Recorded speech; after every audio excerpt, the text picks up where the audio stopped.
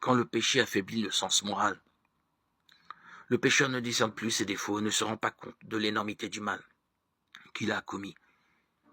À moins qu'il ne se soumette à l'action du Saint-Esprit, il demeure dans un aveuglement relatif au sujet de ses péchés.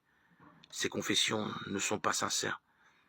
Chaque fois qu'il confesse une faute, il se hâte d'ajouter une excuse et d'alléguer certaines circonstances spéciales sans lesquelles il ne serait jamais rendu coupable des actions qu'on lui reproche. Après avoir mangé du fruit défendu, Adam et Ève furent saisis de honte et d'effroi. Leur première pensée fut de chercher à se disculper de leurs fautes et à échapper à la redoutable sentence de mort. Quand Dieu s'enquit de leurs péchés, Adam voulut en faire retomber la faute en partie sur Dieu et en partie sur sa compagne. La femme que tu as mise auprès de moi m'a donné de l'arbre et j'en ai mangé. La femme à son tour rejeta toute la faute sur le serpent, disant « Le serpent m'a séduite et j'en ai mangé. » Genèse 3, 12, 13. Pourquoi as-tu créé le serpent? Pourquoi l'as-tu laissé entrer en Éden? Ces questions impliquées dans son excuse ne tendaient qu'à faire retomber sur Dieu la responsabilité de leur chute.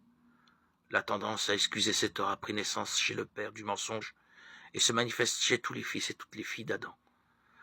Les confessions de ce genre ne sont pas inspirées par l'Esprit de Dieu et ne peuvent être agréées. La véritable repentance amène le pécheur à porter lui-même sa transgression et à la reconnaître sans fraude et sans hypocrisie.